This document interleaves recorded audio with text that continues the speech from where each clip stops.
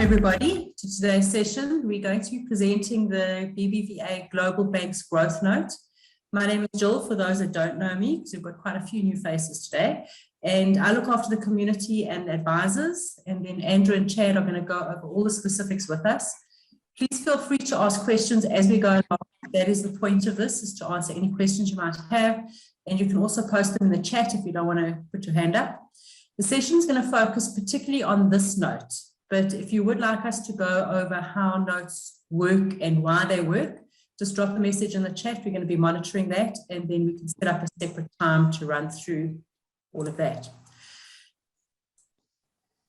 Just in terms of the usual caveats, reminder, we don't do advice. The session is product information, and we always encourage you to do your own research and due diligence before making a decision. We're also very happy to chat to advisors, and past performance is no indication of future performance. And with that, I'm going to hand you over to Andrew. Thanks, Jill. I'm sitting down in Cape Town. Looks like we're going to get our first winter storm coming in probably tomorrow, which is good news. Hopefully it doesn't make its way through to KwaZulu-Natal in South Africa, which has had enough rain, I think. But yeah, let's get straight into it. Welcome, everybody. Glad to see everybody. So this is quite an interesting sort of picture slide. Roller coaster. And I think, yeah, if we all look back, let's go back to 2020, but let's think more about what's happened in 2022. We're living in the now, not the past. But the past has certainly given us some harsh wake-up calls and some lessons. So this is the world we actually are living in. It's upside down, it's convoluted, it's topsy-turvy, inside out, you name it. I mentioned when we were chatting earlier in the sort of lead-up prologue, there's a lot of headwinds that we knew we were going to face during 2022. It was evident and obvious that during the course of the last year specifically, that interest rates were going to be brought in to tame this beast called inflation. And how it was going to be done, nobody really knew. There'd been this party for free money and free finance from central governments around the world for a long time to stimulate economies, to keep boats afloat, to keep hopefully that tide rising. And they did it in such a fashion that, in fact, things became a little bit overheated. The growth actually outpaced with the demand. So it's led to a point where the central banks have had to, close off the money supply. The free party for money is over. And B, increase interest rates to stay with inflation. The delicate balance is to maintain is not to increase interest rates at such a rate that it stifles growth, because then you can fall into the typical recessionary type of environment. And recession is a word that has been bandied around. It's bandied around in the media. There's a lot of noise going on per that slide. It's all over the place. There's a lot of information coming through various media sources, through every analyst, you name it, the banks, market watchers, economists, gurus, etc. There's a lot of noise. And certainly the Ukrainian-Russian conflict, this geopolitical stress that started as the East European issue, has now got global consequences and implications going into the future. I certainly believe that the map of Europe and the map of the world is being redrawn as we speak. So we're actually living through history in terms of countries joining NATO, the precedents that are being laid down in terms of sanctions. It's both interesting and scary, especially when there's guys with big red buttons that they can press and cause absolute chaos. And there's been chaos in financial markets, hence that spaghetti roller coaster story. I had to be on that thing, by the way, but I think in a way our financial markets are behaving that way. They are very unpredictable. They are defying certain logics and certain metrics that economists and quantitative and qualitative analysts use to value companies, to value markets. Just last week on the S&P, there were ups and downs in double digits on companies that shouldn't move like that. And the one narrative that I'm finding that's coming out all the time, which I find illogical, and I don't understand it and I don't buy it, is that many Wall Street analysts and analysts in the City of London and around the world are saying, the markets took a big beating today, or they actually ramped up today because with inflationary fears or interest rates, etc., etc. This is not new. We knew this was coming 12 months ago. You know, it was evidently baked into this pie that we're eating out of, that interest rates were going to move. The one factor that we weren't sure of was what was going to happen with the Ukrainian situation. Was it going to spill out into a global conflict? And all these dark clouds, there was a previous note that we did, again on banks. Ray, earlier, for those who were on the call, was mentioning we did something very similar. We took with a bank's note, and we've literally replicated another note slightly similarly. But during this period of time, during the 1 month since we launched in May, the first bank's note of this year to this one, I believe there's some substantial green shoots that have popped out.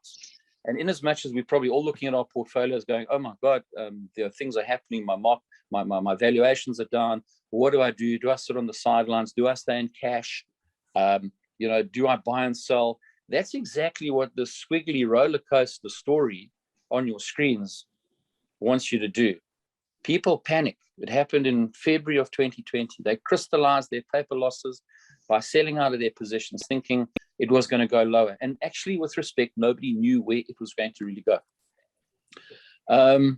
I believe 2020 was very different. And there's a slide we'll see later. It's almost like these two very weird years, 2020 and 2021. And we'll talk about it in the slide. But I think what we're dealing with now is a bit of a perfect storm with a war thrown in, which we haven't had in Europe or the world for a long time.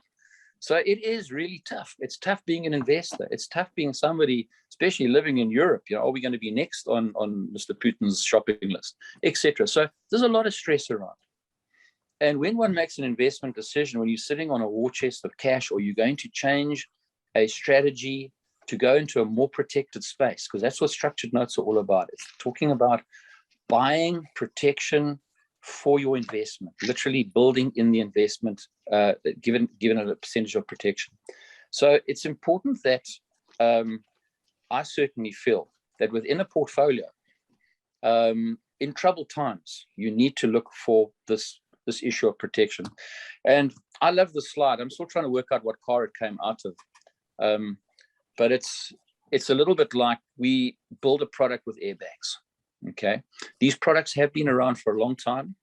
Many investment banks, for example, for those on the call from South Africa, they get trotted out pretty often, but at a retail level. They don't have the levels of protection, quite frankly, or the levels of payoffs, whether it be a coupon payoff, growth payoff, whatever it might be. They don't have those levels, because what Cashbox has essentially done is democratized an institutional type of return down to a retail type of investor. So instead of, as I mentioned, so I was touching on it just before we started, instead of a $1 or $2 or $3 million client having access to this, we've democratized it down with trusted partners to say, right, why cannot, through an aggregation of clients in the communities, can this not be accessed at a level of 10 or 20 or 30,000? Sure, we've got to have a starting threshold, which is normally $250,000 or $500,000, which we provide through various clients, and then we build everybody on the back of that. So the protections we build in, depending on whether it's an income product, whether it's a growth product, whether it's a hybrid. We introduced the hybrids last year, which was a combination of both income and growth to suit both sides of the requirements of clients. They all come in with contractually underwritten protections. Now, these contractually underwritten protections come from the world's leading banks. So we will only deal IDAD, who's our partner. Chad will allude to them later, and I don't have Graham's on the call from IDAD and the Isle of Man. They only deal and they only vet the top companies, the top banking companies in the world. And you'll see from this particular note tonight, never mind the issuer, but the underlying constituents, the reference companies that we refer to, are pretty much household names, household banking names, global banks. So in these troubled times, we've gone into more of a defensive mode. I think Cashbox historically has always looked at the markets from a thematic perspective in terms of where is the next trend coming from? Is it going to be tech, which was certainly in 2020, with all the spin-offs like electric vehicles, cybersecurity, IT, digitization, etc., which led that sort of recovery. Last year, it was more recovery to value, where a lot of these great companies with great balance sheets, leadership teams, you name it, were left behind. They were the bridesmaids. They weren't in favor because they are defensive in nature. They're a bit like a super tanker versus a speedboat, which is the tech space. But super tankers give you an element of solidity, of confidence. Now, I love this slide. I think it's a very powerful slide. This is this protection at work. So early maturities, one of the features that we build into the notes with the investment bank is that the investment bank also wants to get out of this contract.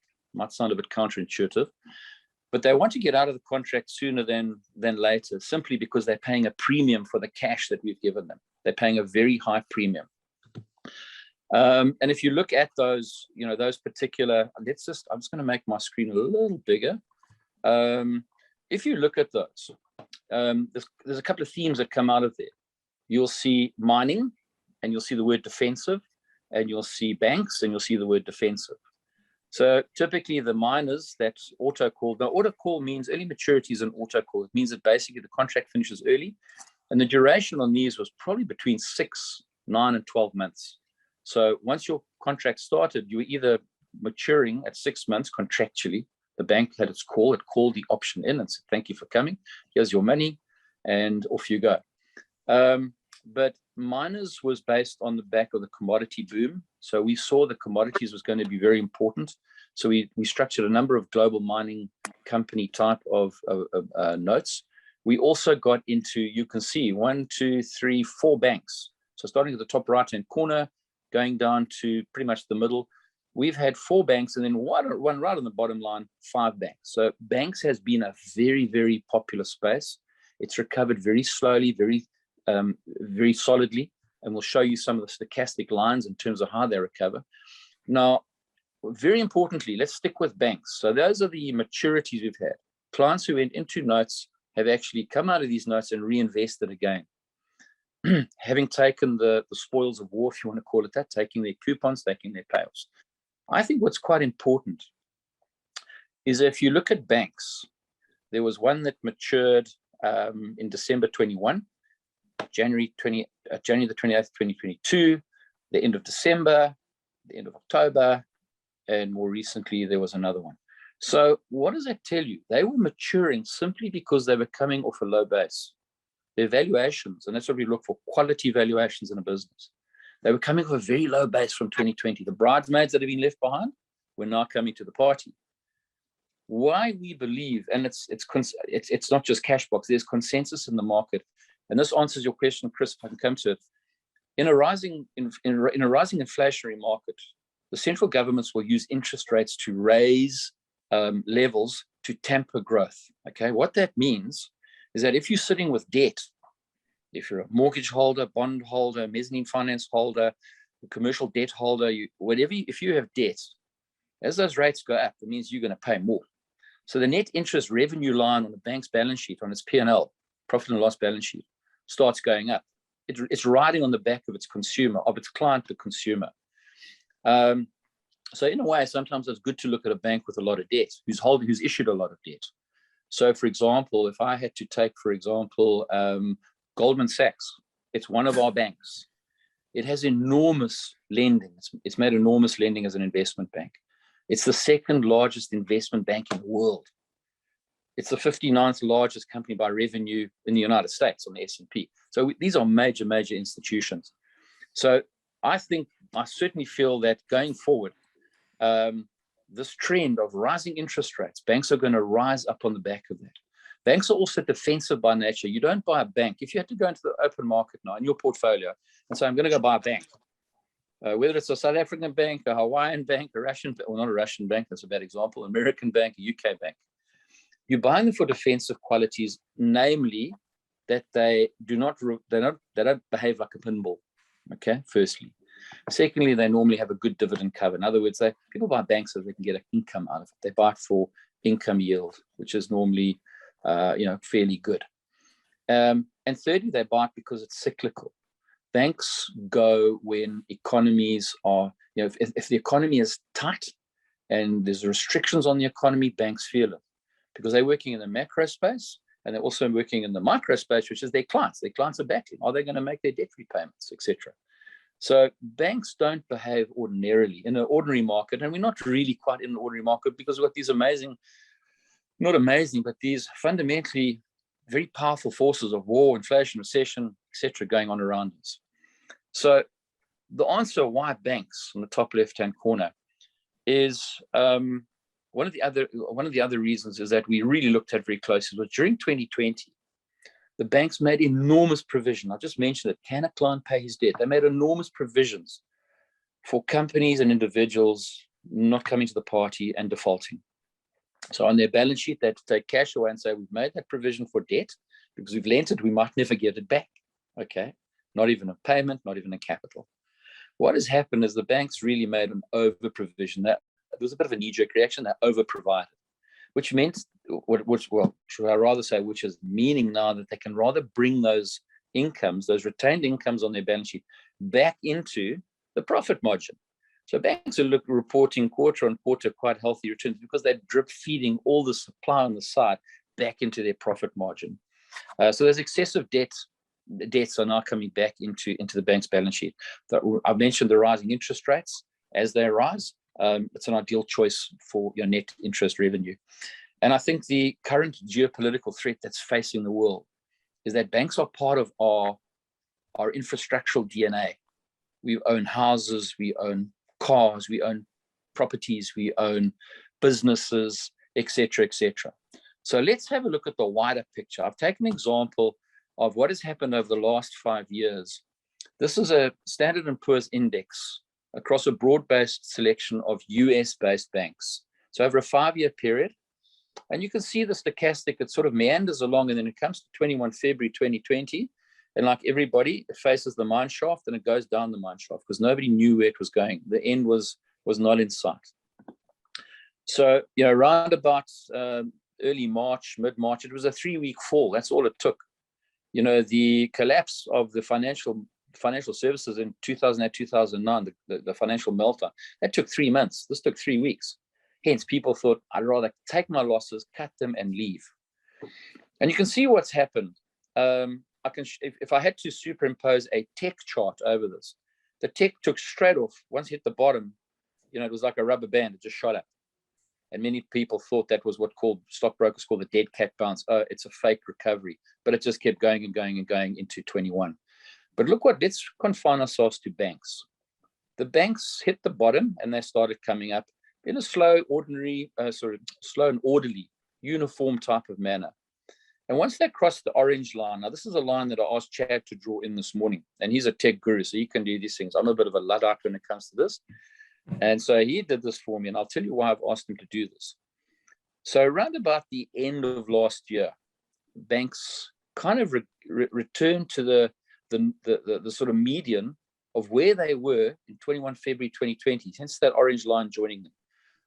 I suggest, looking backwards, and I can't prove this, but I would suggest that the balance sheets of those banks would have seen along that orange line, it wouldn't have been straight, it would have been jagged up and down, but it would pretty much have ended up where we are now, where it started at the end of 21, and banks have carried on. So I mentioned earlier, if you can forget the 2 very weird years we had from 2020 and 2021, because that's what you're seeing there, that bucket shape, that chasm is where people crystallize losses by selling, chopping and changing, trying to double their money, trying to double down, or sit on the sidelines and cash and miss the recovery. It was the wrong thing to do.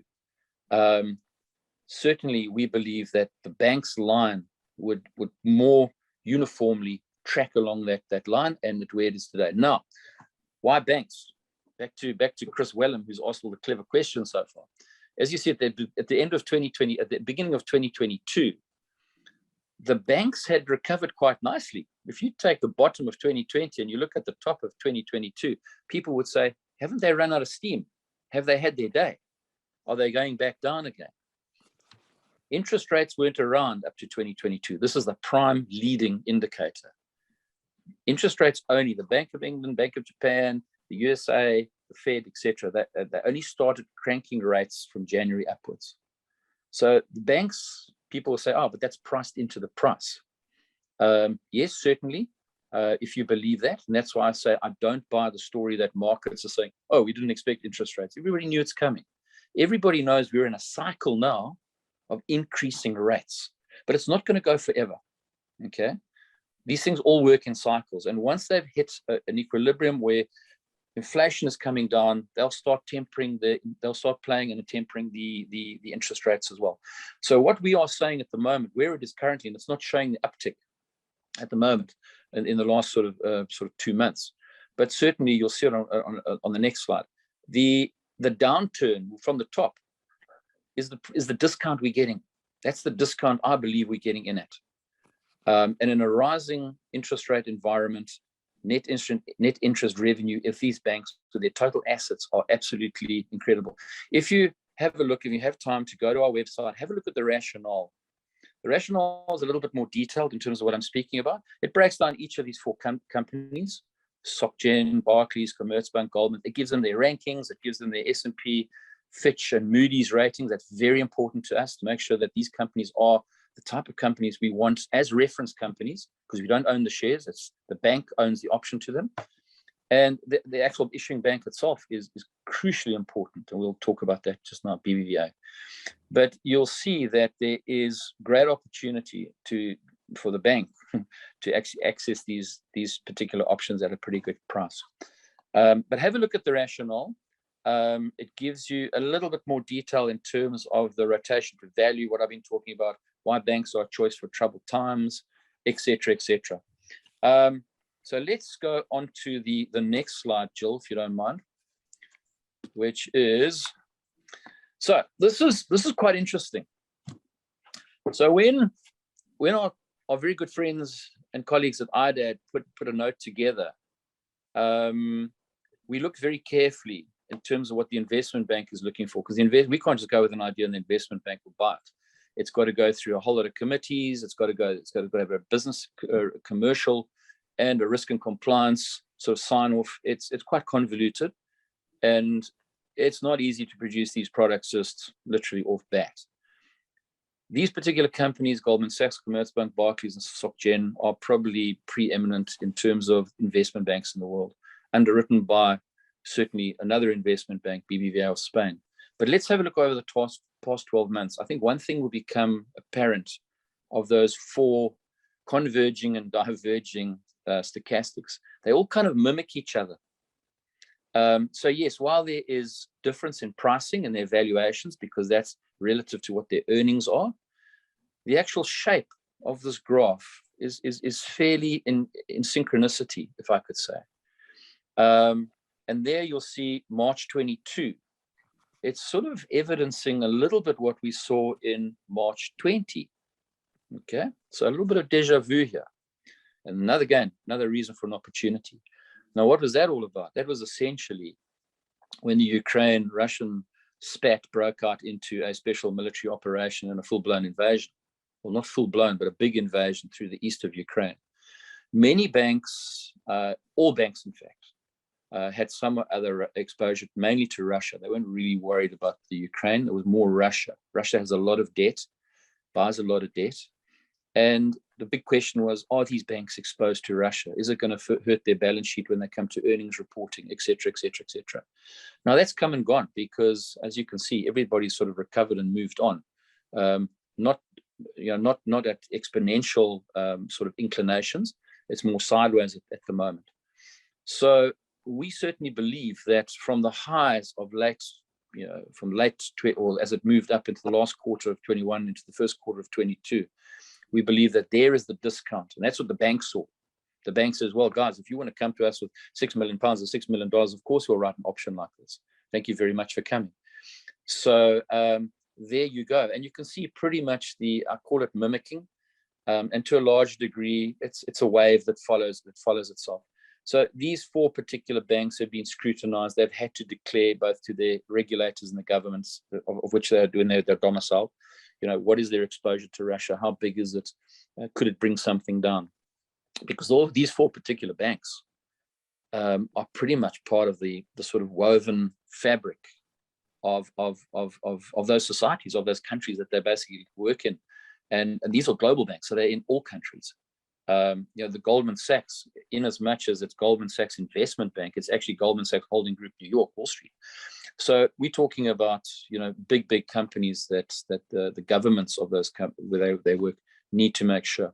So I think had there been any skeletons, had there been any dramas that would come out by now, and we're certainly very comfortable as a BBVA to underwrite. I think that's quite a powerful slide in terms of, I see a lot of deja vu here in terms of where we could be going.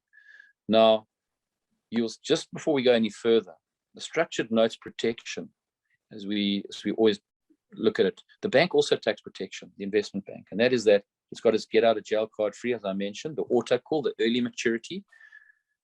This particular note, they said 6 months, we can go from 6 months. In other words, at 6 months, this could call, and we'll go through the terms of actually how it does that. Okay, so this particular product, I suppose from a worst case scenario, because I would like this thing to run as long as possible, it's a 4-year term. But I think from 6 months onwards, the potential exists, and every quarter thereafter. So lots of liquidity opportunities within these notes. If we go to the actual terms, Joel, which is the next slide, if you please. Do you want me to go through these, or Chad, are you going to go through these particular? Do you want me to just run through them? Yeah, that's cool. Thanks, Andrew. Okay, cool. So I mentioned 4 years. That's the third line item. So in other words, contractually, the bank won't run further than 4 years. It can last a maximum of 4 years, 48 months. It's issued by BBVA. There's its credit ratings, Fitch, Moody's, and S&P. Pretty much a tier 1 investment bank, which meets all the criteria of certainly an A grade. Those aren't, it's inescapable that those agencies do get it wrong, but we certainly believe that post the financial crisis, there are so many more tests and quality and quantitative tests applied to these banks. Very comfortable with BBVA, very experienced in this particular space. The coupon, and now this is these are growth notes. There's a sterling and there's a GBP. If you go right to the bottom, minimum investment, it's sterling and GBP. So how does that work? That's your investment amount. The coupon is that quarterly, they have quarterly observations starting from, and it basically rolls up. So it's a bit like, I call it a snowball. It's a snowball feature. It rolls up, picking up each quarter a coupon. So let's call it a GBP. After quarter 2, which is 6 months, okay, that's 9%. Now, the order call trigger, which is the early maturity, is that it would be 95% of the initial value of starting. In other words, these 4 stocks have a start date. I think it's the 7th of June. They will measure them and they'll take their closing prices. To order call from 6 months onwards, it just has to be those 4 companies, all 4, have to be within 95% of their starting price. Not 100%, can be 95% or better, and it will end. Your capital, your full nominal capital will be repaid, plus the number of quarters that have elapsed since the start date. So if it's 5 quarters, 4 quarters, or even 2, which is the minimum, it will stop and be repaid. Just going to move that off my screen. So yeah, six months is the minimum it could last. 4 years is the absolute maximum, and it rolls up. This particular product is a growth product. Remember on that slide, all our auto-called products, I think 10 to date in the last year or two. Certainly, we are looking at growth, income, hybrids, and income by themselves. This is pure growth. Nothing is distributed. It's rolled up and it's paid back in one lump sum. So it has to actually auto-call or mature for you to receive the coupon, okay, the accumulated coupon. So it's treated as a capital gain, not as an income distribution, for those who are concerned about that or curious of that. Capital protection, quite important. What it means is that during the term of the actual 4-year contract, the funds are underwritten by the bank itself. In other words, it's off their profit and balance sheet. It's off their asset. It's off their basically their balance sheet. That's why we have to deal only with the very strongest banks, globally. We won't deal with a bank who's got a BB rating or a BBB rating, etc. It has to be a tier 1 investment bank, and they will underwrite the terms of the contract. This is a legal contractual obligation to pay all these particular terms, all these T's and C's according to a legal contract. They are obliged and bound to do this.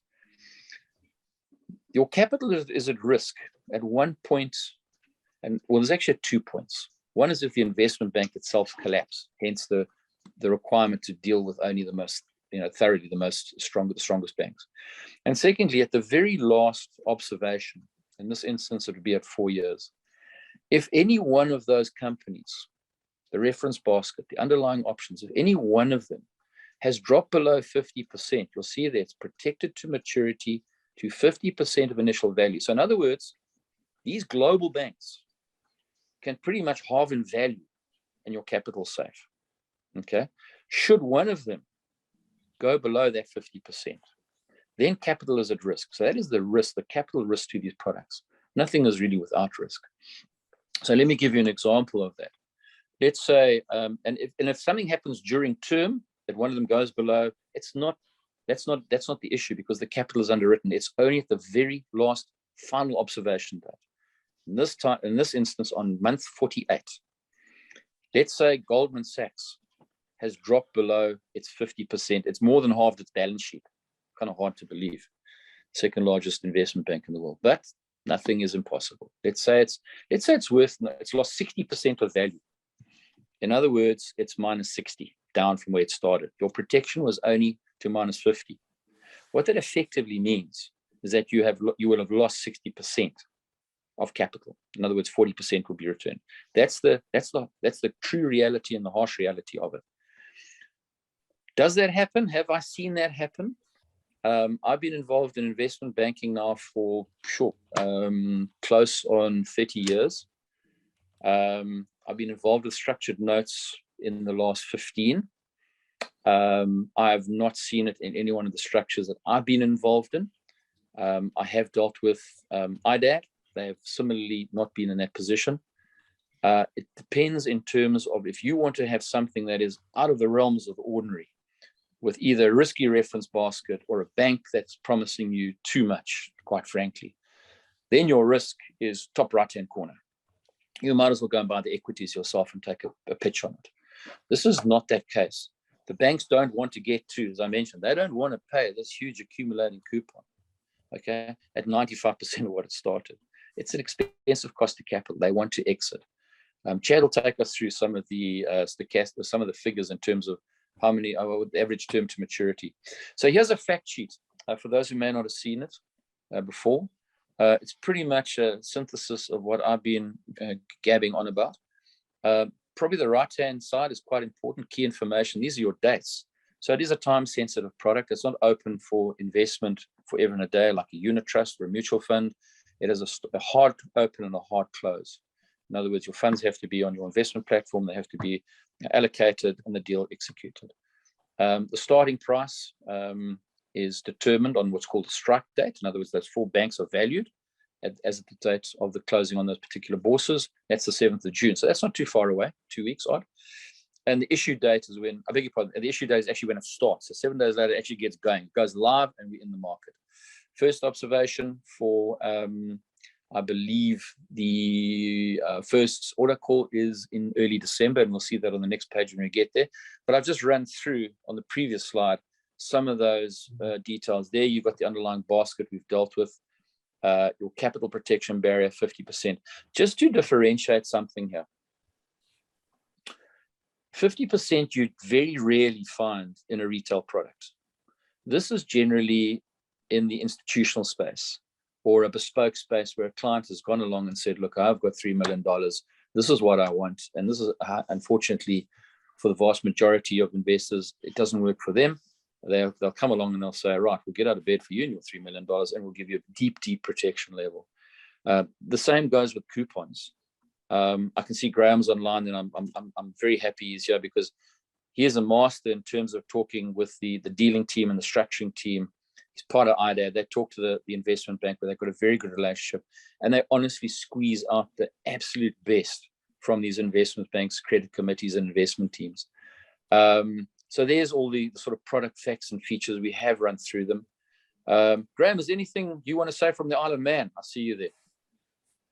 Yeah, I'm just taking my mute off there. Yeah, fantastic. Hello, everybody. And Andrew, once again, talking through that is really, it sort of makes the hairs on the back of my neck stand up, because just to add to what you've said there, and I know everybody's very interested in this who's on the call, and obviously for the recordings as well, but it's just wonderful to be able to secure space, in the sense of what Cashbox actually wants from this product. And it's great working with you to get something like this, but there is massive pressure, I have to confess. There's an awful lot of interest, and with your efforts and our efforts, as you've just touched upon, we have actually pulled out another great note. I've got to be honest. I'm super impressed with it. I think the sterling coupon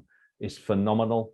We always see dollars, a little bit more, but to get that level of coupon on a GBP denomination, again, credit to you and credit to the team in 𝗕𝗕𝗓, because to work with those banks and get that coupon to have the ability to be able to have a capital protection that, as you say, is a 50% drop from their strike value.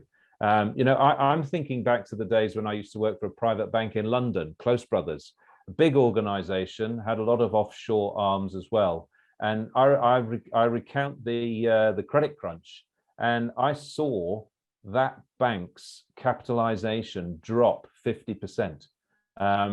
But and again, testament to what you've explained about some parts of history, to see a private bank with a capitalization of considerable sum drop more than 50%, but recover within 9 months to about 80% of its capitalization value, and then the years thereafter to grow and grow to almost double from pre-credit crunch capitalization value, is really an indication of what we're looking at here. To suffer that type of erosion of capital value would be a monumental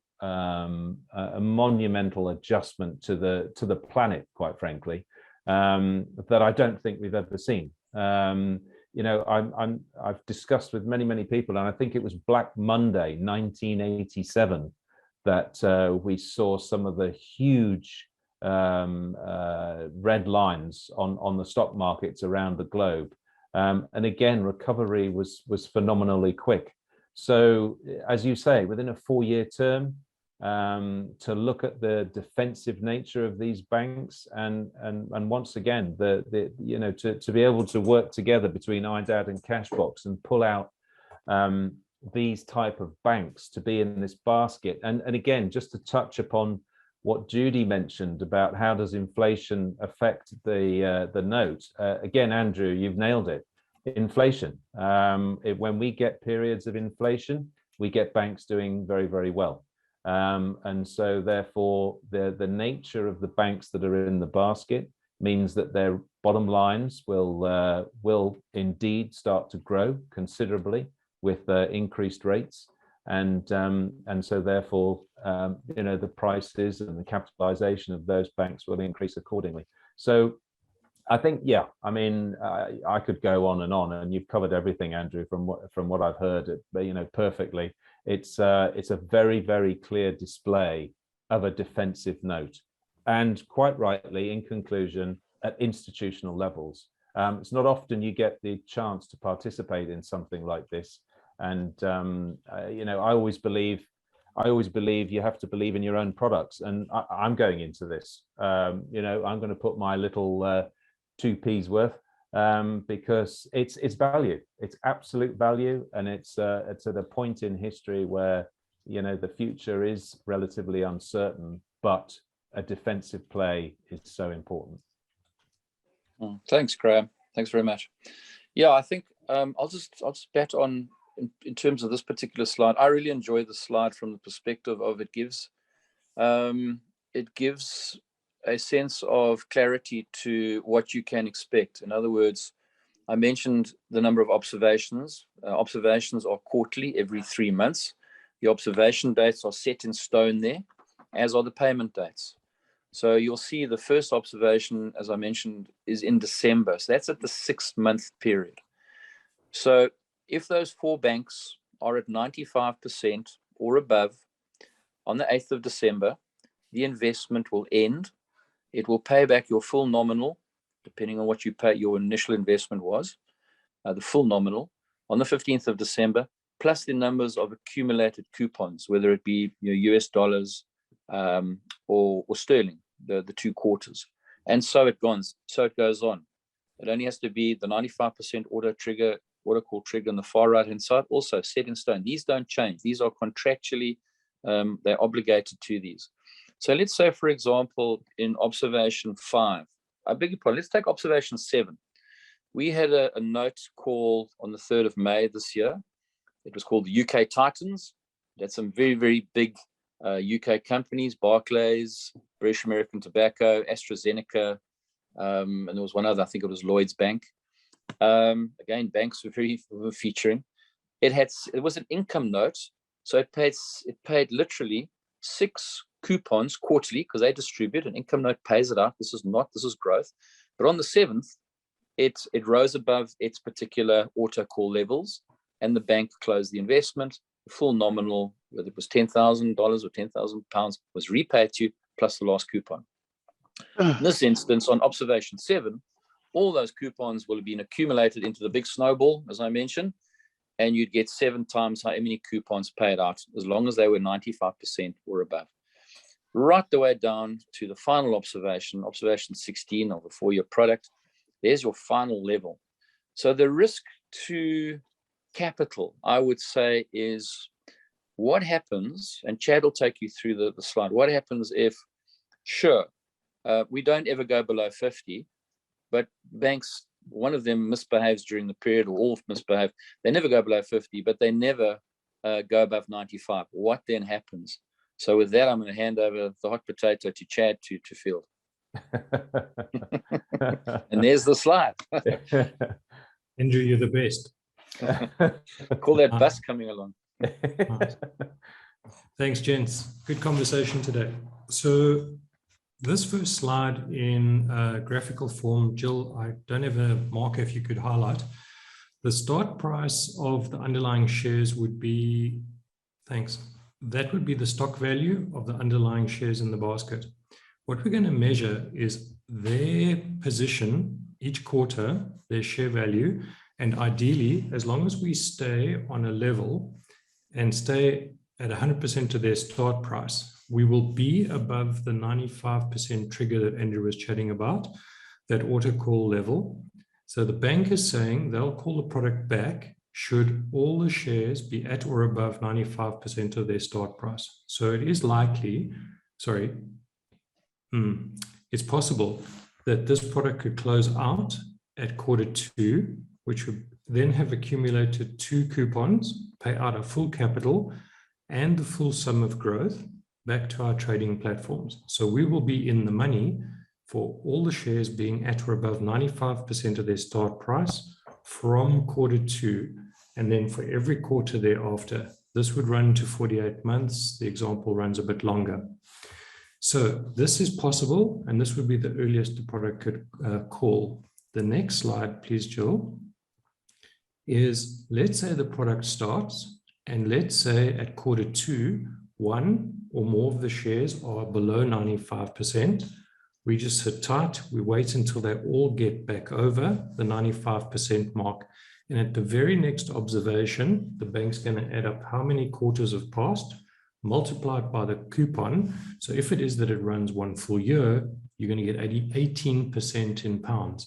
So to perhaps answer some of the questions that have come through, and great questions in the chat, the coupons build up, the bank doesn't pay it out.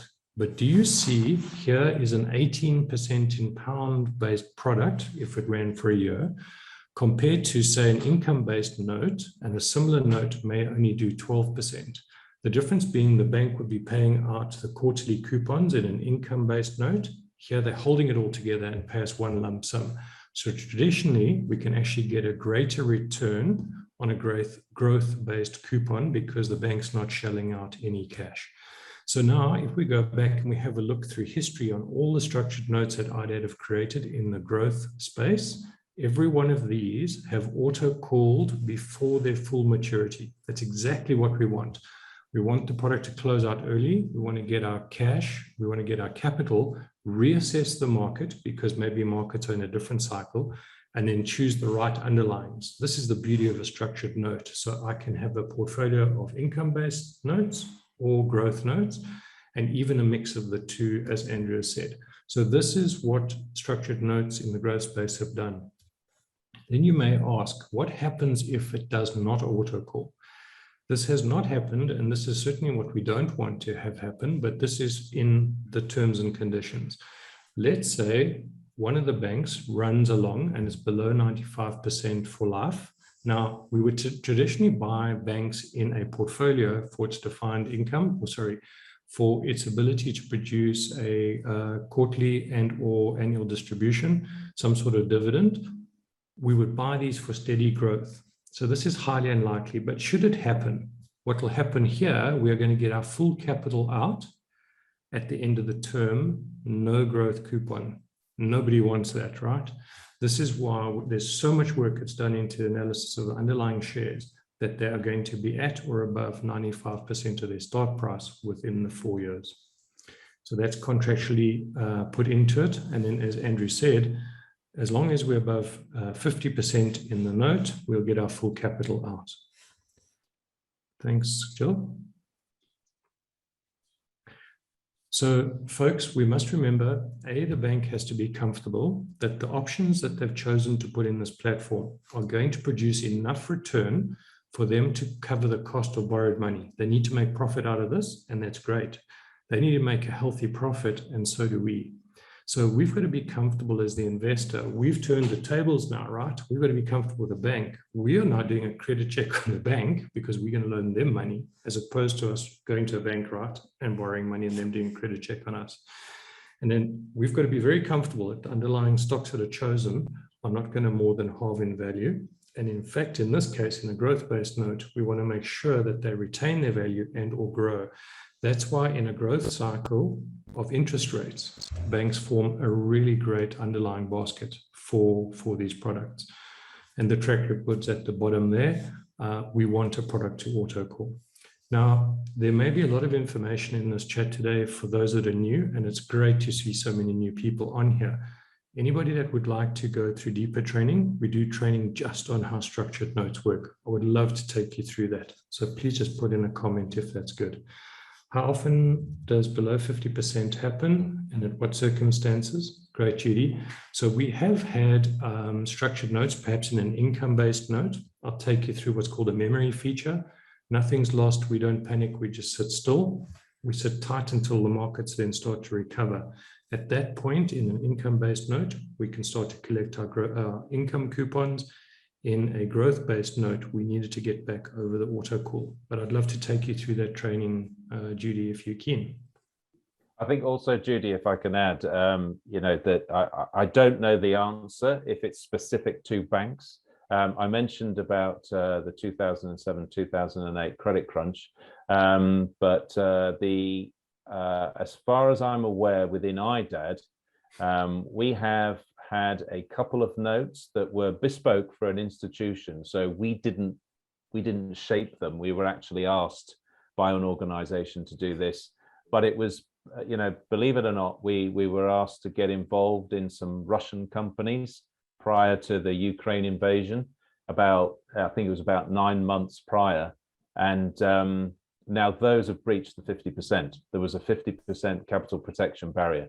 We don't include them within our statistical information because these were not IDAD ideas. We were institutionally requested and contractually agreed to do that on the basis that the institution was, we want this, and that's that. There's no discussion. And of course, who could have predicted that Putin was going to invade the Ukraine when he did? So it can happen. It happens very, very rarely. There are incredibly extenuating circumstances, but I think, as Andrew has explained, Cashbox and 𝗕𝗕𝗩𝗀 are very, very cautious because both organizations have got their reputation to protect, and also both organizations' key mantra really is for the end investor to successfully invest their monies and increase their capital. And so therefore, as far as this particular note is concerned, and as far as the strategy is concerned, it's defensive, it's very powerful, and obviously one can never say never, but we feel that this is an excellent note to be able to exercise investment with gaining coupon value. Great. Thanks, Graham. So, folks, as you know, we work in a highly regulated environment. Cashbox runs a community of like-minded investors. Together with 𝗕𝗕𝗩𝗀, we shape the product for a particular market cycle and or opportunity. For our investor community to get in, we can only get into these products through an online regulated investment platform. If it is that you need one, we'd love to help you through that process. And as you can see from the arrows, an investor would fund their platform. They would instruct their platform to go into this particular investment. So Cashbox and 𝗕𝗕𝗀𝗀 do not touch anybody's cash. We get a raising fee from the bank for creating and bringing the deal to them. So that contract that you saw Andrew run through is exactly what is returned to your investment platform on the date that they tell you. It'll clear a couple of days later. So this becomes a very fee-light, very effective strategy for a particular sector of your portfolio. We love working with advisors, and we'd love to chat to your advisors if they are keen, because it's advisors that help us set up and put the foundations in place, obviously for an effective growth and or income strategy that you may be after. So we love to chat to advisors as and when. Thanks, Jill. Okay. With that, we've pretty much come to the end of our presentation. For those of you who don't follow us on Facebook or LinkedIn, we invite you to follow us. We post a lot of information there. And for questions or next steps, you can drop a mail through to support@Cashbox.Global. And at this stage, I just want to find out if there are any more questions. I see there's a question from 𝗕𝗲𝗀 saying, as long as one of the bank's value stays between 50 and 95, interest is not paid quarterly. So no interest is paid quarterly in this note. This is a growth note, not an income note. It actually, for each quarter that it passes until it auto-calls, it just rolls up, and it just, so it's another coupon is added. No interest is paid out during the term, only on auto-call for this particular product. Thanks, 𝗕𝗲𝗀𝗀. Good question. Yeah. Are there any other questions? And then maybe just for 𝗕𝗲𝗀's background, we create income-based notes and growth-based notes. They do something slightly different in our portfolios. We probably produce, I would say, 80% in the income space and 20% in growth. So in this case, you would wait until auto-call before you got your capital and your full growth. Yeah, I think, and just to add to what Chad said there, the difference between the growth and the income, obviously one is capital, one is income in the notes, but fundamentally, when we produce a growth note, that's where we can really push hard to gain the maximum coupon for you, the investor. We continue to pressure all of the investment banks that we work with, and we're currently monitoring around about 37.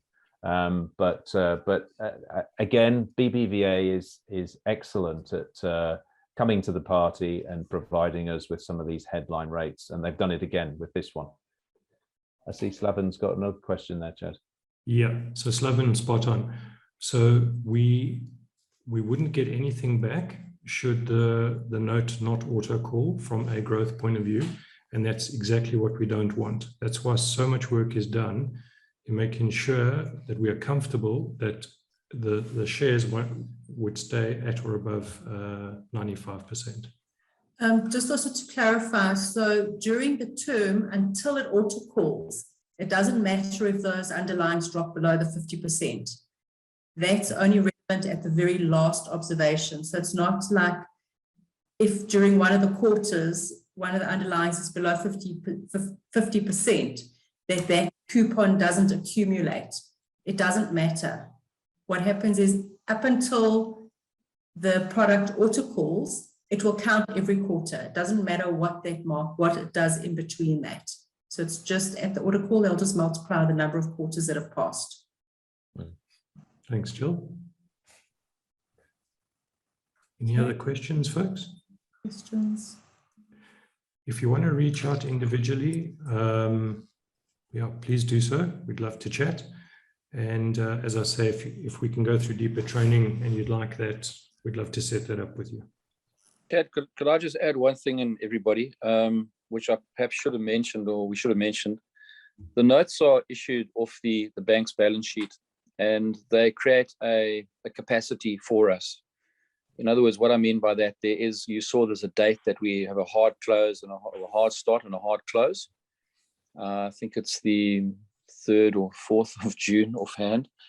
But we have a certain capacity that's made by the bank. In other words, it's not limitless.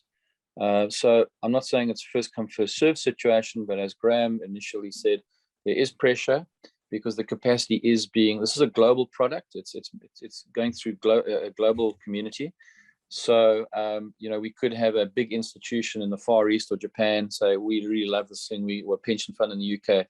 So there is a certain capacity. So I would suggest that if one is interested in, whenever, and it applies to all notes, it's an open and closed capacity. So there's always this health warning or caveat that the product will last as long as the capacity, or it'll run till it's closed, its subscription closing date.